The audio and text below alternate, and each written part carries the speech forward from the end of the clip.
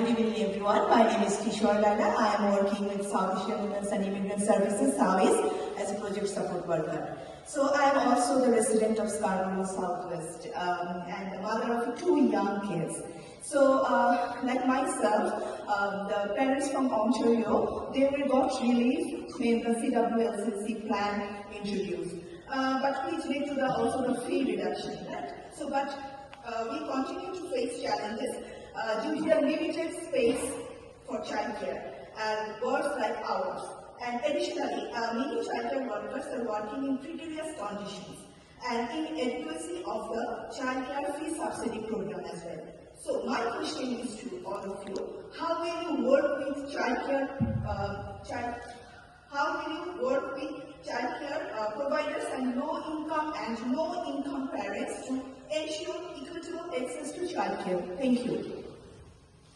Thank you. And we'll go Dolly, Kadira, and Mark this time. Thank you very much.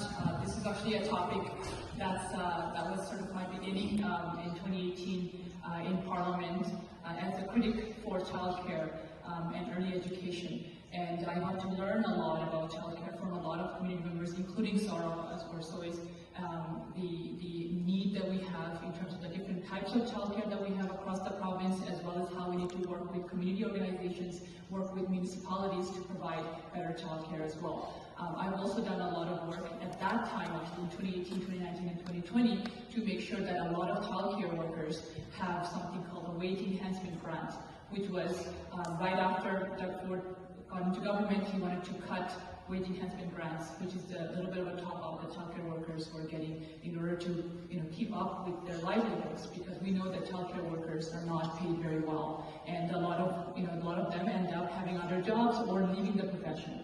And that also means that we're talking about 51% of our workforce, primarily women, don't have the ability to go back to work.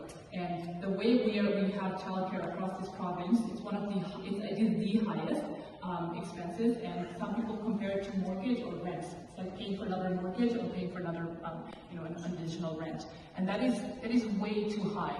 So we've had plans since I was elected in the past 2 terms to support childcare workers as well as parents. And that means working with the federal government for the $10 a day childcare program, but also making sure that we have spaces. So you can't just say that we're going to provide the funding without actually making the spaces available. And that's been a big issue as well, that actually a lot of the community organizations and childcare workers came forward and said.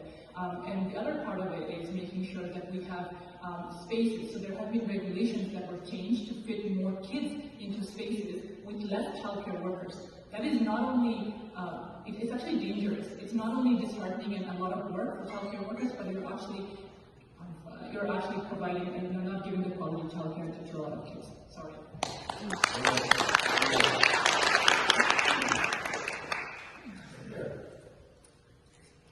As a mother, this is an issue very important to me. My child's only 4, my youngest one, so he actually just came out of daycare. And I will say that personally, I know how hard it is to find a space. And I actually, when he was almost 2, I got a call from one of the daycares we were on a waiting list for. I kind of almost laughed. I'm like, oh, he's almost out of daycare now. So it's very important to me, and I think that it's also important to note that it's my party, the Ontario Liberal Party, that brought full-day kindergarten. Not sure how moms are expected to work, or dads for that matter, if kids are in school for 3 hours. So I think that was a big gift that people need to appreciate from the Liberal Party. And I think that finding more spaces is very important. $10 a day kindergarten is great, but if you can't find a place, then we still have an issue on our hands. So definitely think that it's important that we find more spaces. And I'm glad that Doug finally signed on to the $10 a day to daycare, and I'm hoping that we can actually find spaces for people a lot easier and faster than how it's been done. And I can tell you that I'm very grateful that my child is now in kindergarten, because that daycare burden was insane. Thank you.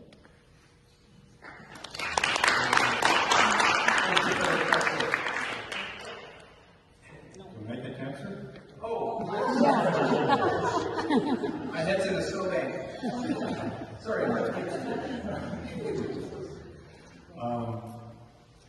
So a little story. My next door neighbor, their daughter and family just moved back into their house because they can't find affordable housing. And they have 2 kids. I was chatting with her and she said, and I asked her about, well, at least you've got access to $10 daycare. And she said, it's a myth. I can't find it. I don't actually understand why it's not available and why it's not in place. But obviously, that is the first starting point. We've got to get our act together and work with the federal government and figure out how to make it fully accessible or implemented and accessible to people in Ontario. You mentioned the wages of childcare workers and people who work in these centres. Well, the Green Party is the only party that has a platform, an accosted platform that's published. It makes it very clear that we're going to work to raise the wages of childcare workers, so I'm just going to get it right, through a publicly funded wage bill. And that we will also provide funding to expand non-profit housing or non-profit childcare centres into areas that are underserved, so Northern Ontario and other places, where we essentially have childcare deserts. We need to put that back, make the effort to develop and build childcare where people need it. And then the last thing is, our current government has cut $85 million in cost changes with the province or the municipalities, and we have a commitment. We are prepared to make a commitment to bring that back and put that $85 million back into the pockets of the municipalities so they can also work with nonprofits and deliver affordable childcare. Thank you. Thank you.